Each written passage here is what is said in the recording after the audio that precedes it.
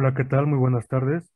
Bienvenidos a esta segunda parte de la jornada académica Música y Sonoridades de Mesoamérica a la Nueva España, organizado por el Seminario Enarmónicos.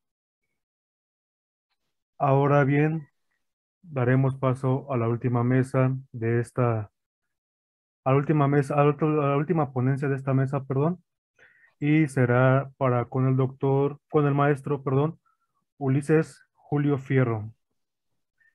Él nos presenta la ponencia titulada Del medievo al siglo XXI, tradiciones musicales y dancísticas de la antigua Europa en la vida ritual indígena en México. El investigador Ulises Fierro Alonso es maestro en Historia y Etnohistoria por parte de la Escuela Nacional de Antropología e Historia. Dentro del Instituto Nacional de Antropología e Historia, formó parte durante 5 años del Proyecto Nacional de Etnografía de las Regiones Indígenas de México como investigador, del 2003 al 2007. Asimismo, impartió en la ENA diversas materias entre el 2002 y el 2007.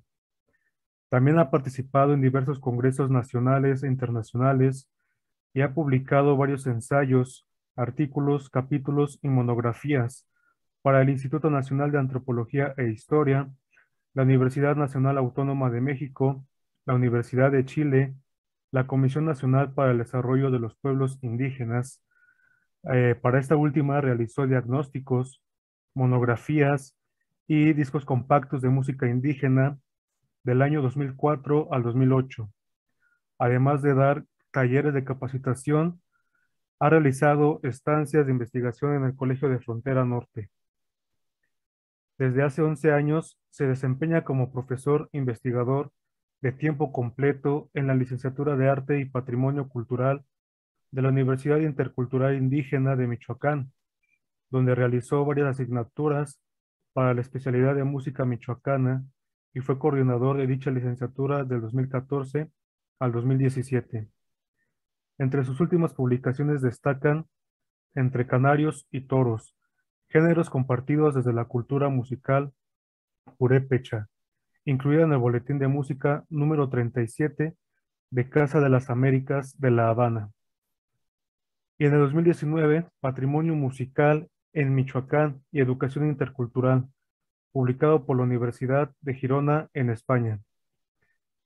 Por último, en el año 2018 también participó en el quinto encuentro bianual de etnomusicología organizado por la Universidad de Girona, España, y en la Cátedra de la UNESCO de Música de Estudios de Música Transcultural de la Universidad Franz Liszt, en Alemania.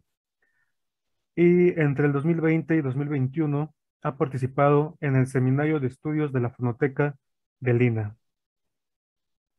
Maestro Ulises, bienvenido, lo escuchamos.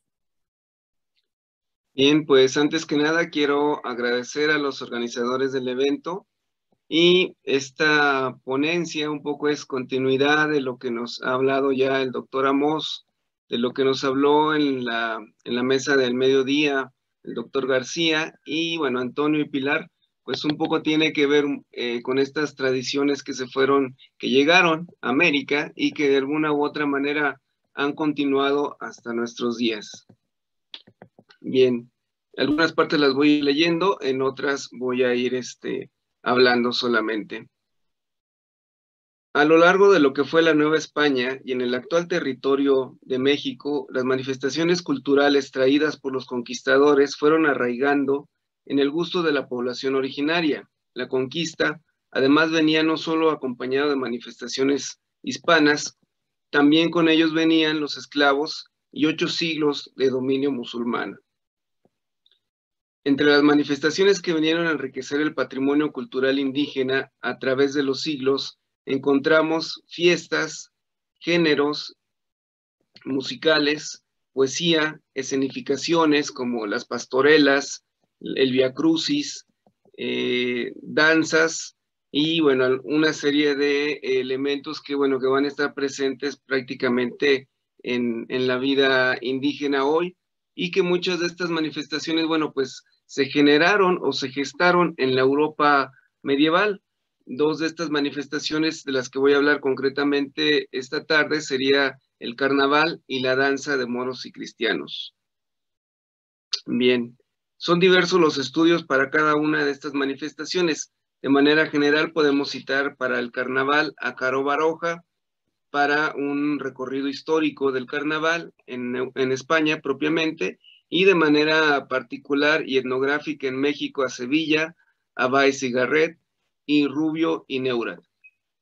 Para las danzas de moros y cristianos y su difusión en México, a Ricard, a Warman y por supuesto a Jauregui y Bonfiglioli, quienes nos plantean el mestizaje que sufrieron al resignificarse los moros y cristianos con la historia de México entre los pueblos indígenas como danzas de conquista y difundiéndose de esta forma por diversos países de América Latina, inclusive llegando hasta Europa, ya transformada la danza de moros y cristianos.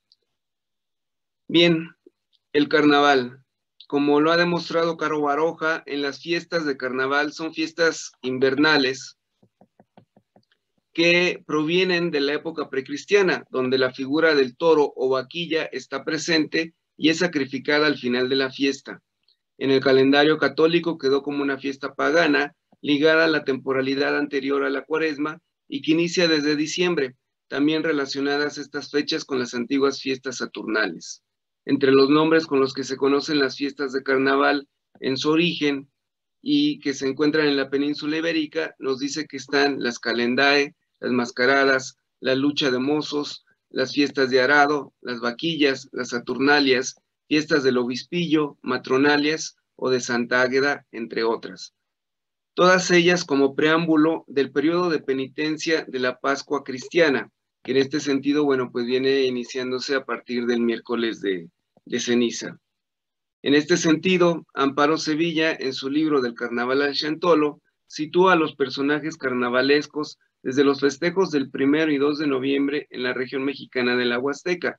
Muchas veces estos festejos de días de muertos son dirigidos por Cristo, la muerte y el diablo, en algunos lugares, mientras que el carnaval en algunos otros lugares se considera como la fiesta del diablo. Viqueira Albán nos dice que para fines del siglo XVII se mencionan las prohibiciones y regulaciones en la Nueva España del carnaval. Abro cita. Desconocemos por completo cuándo se iniciaron los festejos del carnaval en la Ciudad de México y quiénes lo introdujeron a la Nueva España, si fueron los religiosos o bien los laicos, pero lo que parece seguro es que estos festejos fueron tolerados por las autoridades civiles y religiosas. Como suele suceder a menudo con los hechos históricos, solo empezamos a encontrar huellas del carnaval cuando comienza a ser combatido desde los poderes del orden. Al igual que Caro Baroja, Viqueira nos plantea que si bien es una fiesta antigua que durante siglos se practicó en Europa, fue el triunfo de la cristiandad quien lo institucionaliza, por ser dicha fiesta la personificación de las necesidades humanas combatidas por la Iglesia. Durante 3 días antes del miércoles de ceniza en la Nueva España había danzas, paseos y bailes. La gente se aventaba cascarones de huevo y anises. Las mascaradas se hacían presentes para burlarse de las autoridades, incluso eclesiásticas. Los hombres se vestían de mujeres. Los indios practicaban las mascaradas, como lo asegura el autor, citando a Sten. Para finalizar, Viqueira nos dice que prácticamente durante todo el siglo XVIII las prácticas del carnaval fueron combatidas en la Ciudad de México. Un dato interesante que nos decía el doctor Rafael hace un momento es que estos momentos sonoros con los instrumentos de origen prehispánico en Michoacán se les llama juegos. Bueno, en varias lenguas indígenas de nuestro país, el carnaval se traduce en cada una de las lenguas al juego. En este sentido, yo lo he trabajado más con otomís, en algunos casos con aguas y con purépechas, pero siempre se refieren estas palabras a la traducción como juego. Bien, en el caso de México, bueno, pues vamos a encontrar que hay tradiciones indígenas también muy de los españoles. Aquí tenemos una comunidad náhuatl, San Francisco Atotonilco, en Acasochitlán, en Hidalgo, donde, bueno, se descabezan gallos. En algunas comunidades se entierra el gallo, se le deja la cabeza afuera y a caballo pasan los jinetes y le arrancan la cabeza al gallo. En otras, como podemos ver aquí, se cuelgan gallos de cabeza y bueno, la gente que participa en el carnaval con sus máscaras, con sus bailes o disfrazados de mujer, bueno, pues le arrancan la cabeza al gallo. Bien, las danzas de conquista. La España que nos conquistó, muy por el contrario a lo que se piensa, fue un pueblo conquistado también. De hecho, de su población originaria se conoce poco. Se sabe que los tartesos posiblemente fueron la síntesis cultural de las colonias fenicias y los pueblos nativos del sur de la península, y mucho antes que ellos ya se mantenían algunos puntos de comercio entre los peninsulares y los antiguos griegos, mientras que los celtas al norte poco a poco fueron sometidos por el Imperio Romano, quienes se establecieron en la península, y por último llegaron los pueblos visigodos a la caída del imperio. Hasta el año 711, dichos reinos visigodos poco a poco comenzaron a caer comenzaron a caer y 3 años después la península casi en su totalidad es anexada al califato omeya de Damasco, comenzando un periodo que duraría hasta inicios de 1492, momento en que cae la ciudad de Granada, último reducto del dominio musulmán en España. Según Warman, es en este contexto cuando se conmemora las primeras victorias cristianas y nacen las danzas de cristianos, mejor conocidas como morismas. Abro cita. La danza de moros y cristianos es un producto de época medieval. Su origen puede precisarse temporal y geográficamente alrededor del siglo XII en alguna parte del oriente de España, posiblemente en Aragón, ya libre de la dominación sarracena. En la Catedral de Lérida se celebró en el año de 1150 y se fingió el combate entre moros y cristianos. Y bueno, como vemos aquí, eso fue para festejar una boda de la élite española. Ricard nos dice que en la Nueva España, si bien los indios seguían practicando danzas paganas como la danza del tigre a la llegada de los españoles y los primeros momentos de la evangelización, eran más frecuentes las morismas. Abro cita. Se hallan en casi toda la región central de la Ciudad de México, en Morelos, en Guerrero, en Michoacán y Jalisco y hasta Zacatecas y Chihuahua. Si quitamos de ellas los elementos parásitos, se reducen a un tema sumamente sencillo, un simulacro militar mezclado con diálogos que trata de representar una batalla entre moros y cristianos, divididos en grupos antagónicos. Casi siempre Santiago Apóstol, el capitán de los cristianos, así como Pilato es el de los moros. La fiesta termina generalmente con el triunfo de los cristianos y la victoria de la cruz. Frecuentísimas tanto entre indios como entre criollos durante la colonia, las morismas parecen haber tenido su origen en las fiestas celebradas en 1538 en la Ciudad de México y en Tlaxcala en 1539. Bien, Ricard nos habla de la popularidad con que se extendió dicha danza por toda la Nueva España. En este sentido, pronto se extiende hasta hacia las Antillas y Centro y Sudamérica. Sin embargo, al paso del tiempo, el hecho de una guerra entre cristianos y musulmanes pronto se transforma en la conquista de México Tenochtitlan. Ya para 1566 ya había mascaradas con personajes donde participaban Moctezuma, Cortés y los indios caciques. Y Jáuregui nos da el dato que para 1747 se escenifica en Sevilla esta danza de conquista con estos personajes. Bien, como podemos ver y como lo señalan en varios de sus, en uno de los libros de Bonfiglioli y Jáuregui, esta danza prácticamente la podemos encontrar por todo México, prácticamente con personajes entre los rarámuri de Chihuahua, entre la gente de Oaxaca, como la danza de la pluma, y hay distintas variantes que se van a encontrar a lo largo y ancho del país, inclusive donde se asume o se transforma a través de la invasión francesa a nuestro país. Sin embargo, pues siempre se mantienen estos elementos de dos cuadrillas enfrentándose para el control de un territorio o el control de cristianizar a los paganos, intentar cristianizar a los paganos. En algunas de estas danzas se ganan, por así decirlo, los cristianos, en algunas pierden. Sin embargo, bueno, pues se van extendiendo y pronto estas danzas que en algunos casos se les va a llamar también de Moctezuma, bueno, pues se van a encontrar con ese nombre por América Latina. Bien, voy a hablar de una comunidad otomí en la Sierra Oriental de Hidalgo, que se llama San Pablo el Grande. Sin embargo, bueno, si bien ahí observé con más profundidad el carnaval ya en años ya más recientes, también pude estar presente en algunas otras festividades de carnaval en las comunidades de Santa Mónica y de San Nicolás.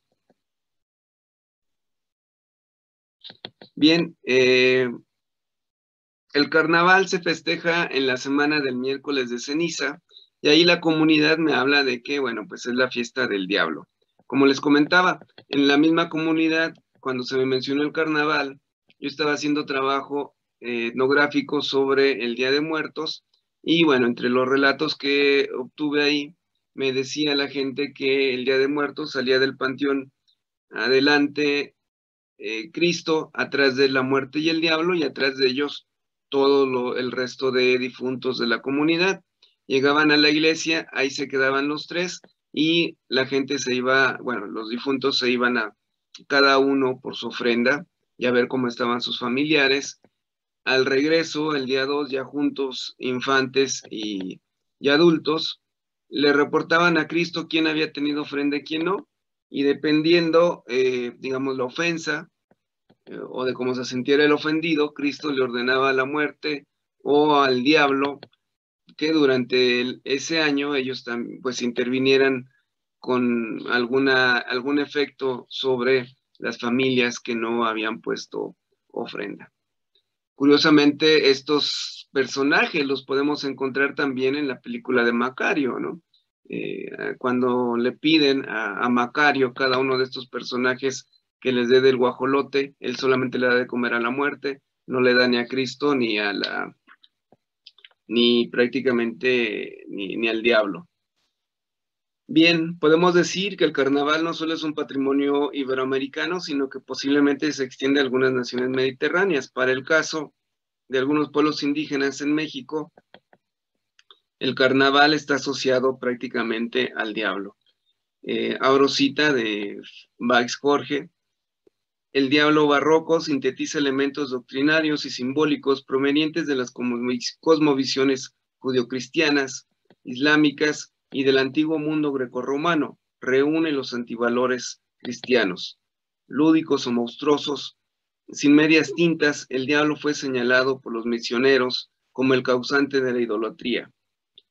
Pronto, la catequesis incorporó el antiguo panteón prehispánico a los espacios y símbolos del infierno y, por lo tanto, al diablo, del pecado del mundo barroco de la Nueva España. También fue incorporado.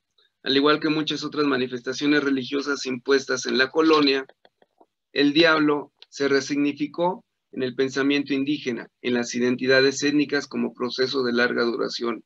Vuelvo a abrir cita. La imagen diabólica es una metáfora, ni es una metáfora muerta, ni vive a hurtadillas. Es la entidad ideológica que encarna el mal y sus acciones negativas se asocian a experiencias contrarias al equilibrio de las comunidades étnicas y al bienestar personal. Cierro cita. Bien, estas tradiciones, como hemos visto, son de origen medieval. Primero fueron enseñadas como parte de la pedagogía para cristianizar a los indígenas y al paso del tiempo, ellos mismos reelaboraron sus conceptos e imágenes cumpliendo una función social. Bien, los espacios del diablo entre los otomís, bueno, pues son el monte, el panteón y el arco iris. Se asocia también al aire, al toro, a la salud, enfermedad y a la fertilidad, al desorden, y a los hombres y a las mujeres de origen blanco. Durante el carnaval, las autoridades de la comunidad dejan de funcionar. Esto es muy parecido a la Judeacora, y quienes tienen un poco, entre comillas, la autoridad son los organizadores del carnaval. Los primeros en salir, los primeros días, son niños a los que se les llama costaludos, que en este caso, bueno, pues en teoría, por ser los más pobres, antes se disfrazaban simplemente con un costal y una máscara, y salían a hacer travesuras por el pueblo. Los vemos aventándose agua, robándose ropa de los tendedores, dentro de los tendederos, y bueno, bailando al son de la música. Salen también poco a poco los huehues y putas o putitas, que bueno, son relacionados también pues con los españoles, con los blancos, y estos bailan a partir de todo el carnaval en pareja, sones que van tocando los músicos. Prácticamente es el conjunto de Huapango el que interviene en ese sentido, y van a estar bailando durante todo el tiempo en la comunidad. Si se fijan, una característica del huehue, del viejo, prácticamente es una gorra de policía con varios listones. Esto significa, es el símbolo del arco iris. Y bien, bueno, pues vamos a tener que bailan por todo el pueblo. El pueblo no es como lo conocemos ahora, actualmente, que vemos los pueblos purépechas, con calles bien trazadas. Las casas del pueblo están entre los cerros, están esparcidas, y bueno, van pasando. La gente en sus casas le paga a los músicos, y entre más le pague a los músicos para que bailen más tiempo ahí los huehues y los costaludos hagan travesuras, pues es más los beneficios que el diablo les va a traer a lo largo del año en esta festividad. Entre más piezas le paguen y más tiempo bailen, bueno, pues más abundancia van a tener a lo largo del año. La abundancia puede ser en la siembra, con salud, con dinero, con trabajo.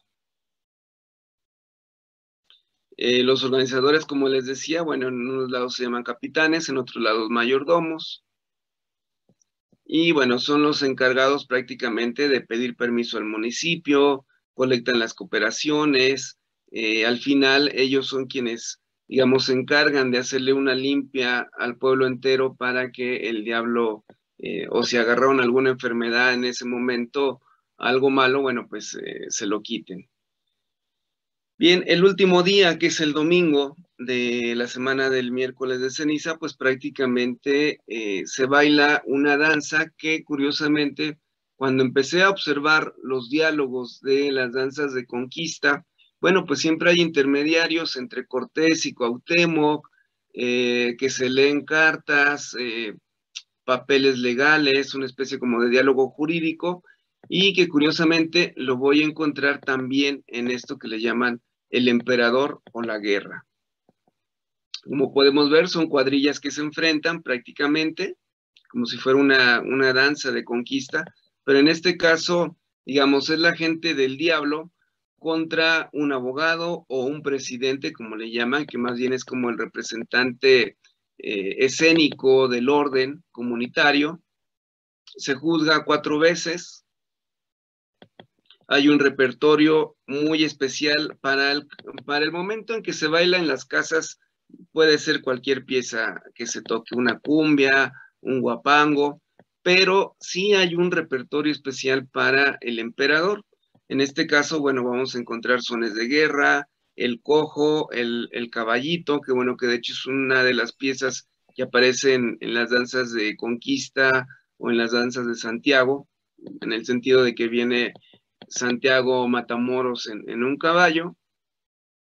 Y bueno, vamos encontrando que van bailando en las cuadrillas en círculo. Cada cierto tiempo hay un enfrentamiento entre los dos bandos mientras se juzga al diablo. Las primeras 3 veces se escapa el diablo. Y prácticamente en el cuarto momento en que lo juzgan, en que lo vuelven a atrapar y lo juzgan, bueno, pues entonces lo matan. Curiosamente, quien lo mata es la gente del pueblo.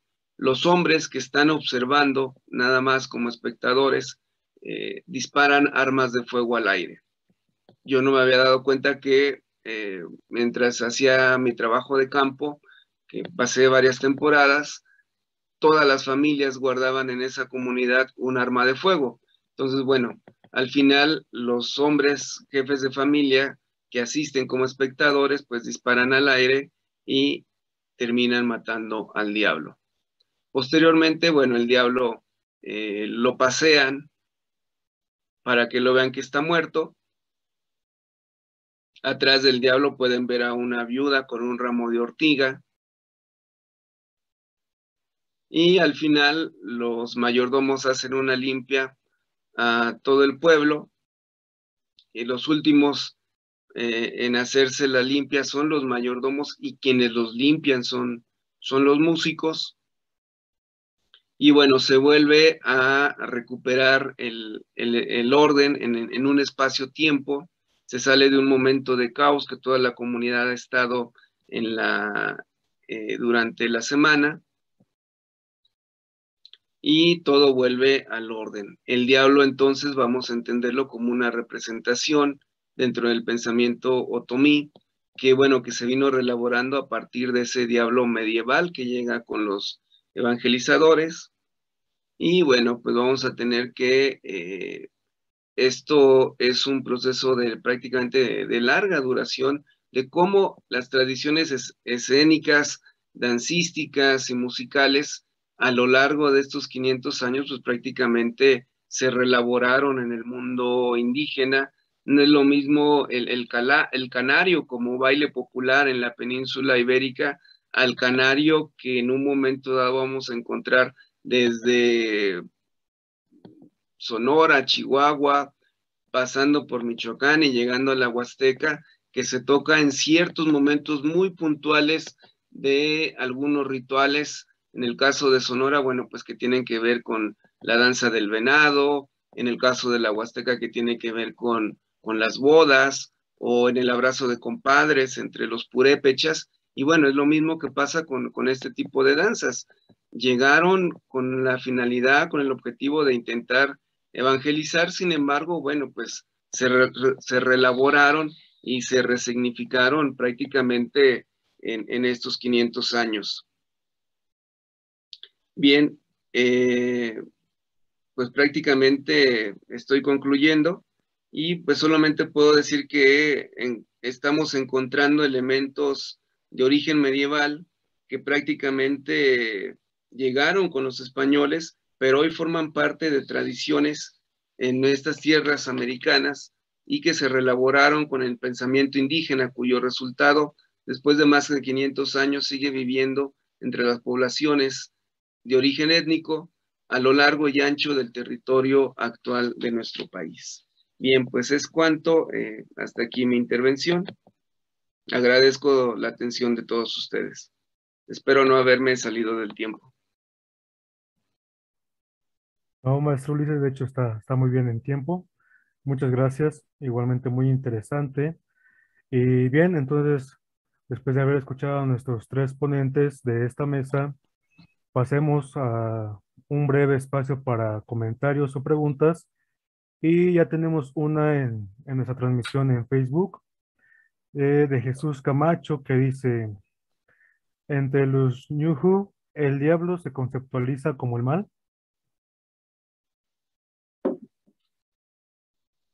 No, no precisamente.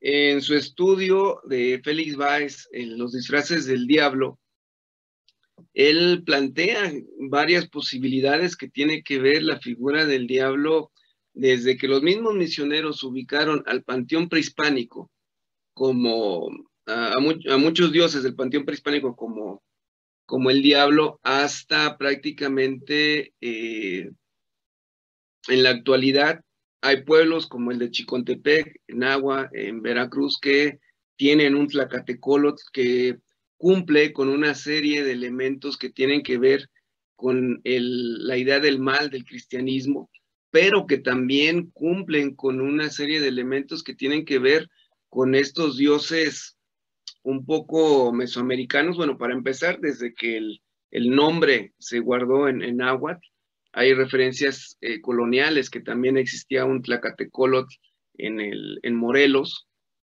Y por otro lado, hay quien ha llegado a pensar que, bueno, que este diablo tiene muchos atributos del antiguo Tezcatlipoca, que era un dios demasiado juguetón y que no era ni bueno ni malo, le podría hacer el bien y le podría hacer el mal a la gente siempre y cuando el humor en que estuviera o las ofrendas que se le ofrecieran a dicho dios. Muy bien, maestro, gracias. Y una pregunta más para el maestro Ulises, que es, ¿cuál sería la contraparte del tiempo del diablo? Que según entiendo, equivale a la temporada de secas.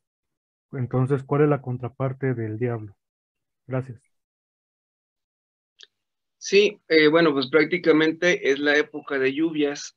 Curiosamente estamos acostumbrados a pensar también que todo lo que viene de España o lo que llegó con la conquista tiene un trasfondo cristiano. Sin embargo, este trasfondo cristiano tuvo primero que vencer al mundo pagano, a las religiones originarias de esta Europa mediterránea, que también eran agrícolas, que también a veces, igual que aquí en América, había dioses de guerra, había dioses de caza. Entonces, este cristianismo se impuso, pero se impuso también a partir de estos ciclos antiguos de las antiguas religiones que la gran, digamos, la gran mayoría pues tenían que ver con los ciclos agrícolas también en Europa. Por eso es que a estas fiestas que mencioné al inicio, que se asocian con el carnaval, curiosamente inician con el 21 de diciembre, con este cambio de sol y que van a terminar prácticamente con la cuaresma y con la Pascua, y que también es una época de secas allá.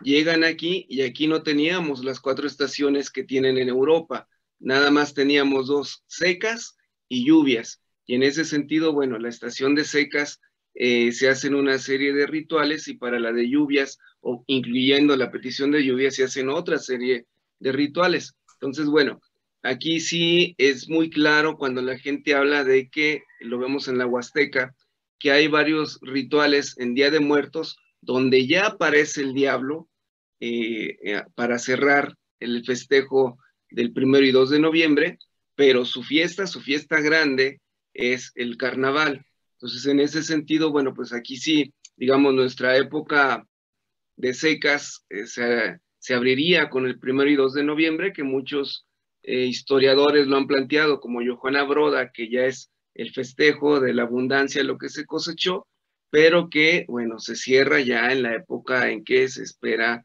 que vengan las lluvias, ya más cercano hacia el 3 de mayo, el día de la Santa Cruz, y en este lapso, bueno, pues cae en el culmen del carnaval en febrero, que sería la fiesta del diablo. Posteriormente, la petición de lluvias sería, digamos, ya este tiempo de orden, este tiempo en que el hombre va a trabajar al campo y que también tiene que ver, como lo plantea Johanna Broda, si la gente sigue aún, a pesar de que están los santos en la imposición católica, rigiéndose por un calendario agrícola, es porque el campo mexicano no se ha tecnificado. O sea, seguimos esperando el temporal de lluvia. Inclusive hay pueblos que tienen una medición muy meticulosa del clima y saben, por ejemplo, diferenciar entre la lluvia de temporal y la lluvia de huracán, que son 2 tipos de lluvias distintas. Y el campesino tiene toda una observación muy metódica para saber en qué momento sembrar. Simplemente, bueno, pues a veces la gente en la ciudad pues no nos damos cuenta. Yo en mi caso, con los campesinos nahuas con los que trabajé mis tesis, pues sí me decían, pues este viene de la ciudad, no identifica entre el temporal y el huracán, nosotros sí. Y las ofrendas que hacemos son para el temporal, no para el huracán. Excelente, maestro. Muchas gracias.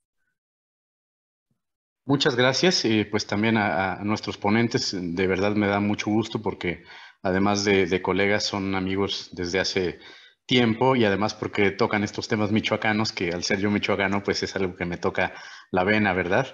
Y bueno, también un poco en el sentido de que estamos conmemorando la caída de Tenochtitlan, pero estamos tratando de evitar el centralismo, ¿verdad? Si hablamos de Mesoamérica, la intención es que hablemos también de otras regiones y pues a mí me da mucho gusto que esté representado Michoacán y el occidente en este momento, ¿no? Bien, pues despedimos esta mesa, despedimos la transmisión. Y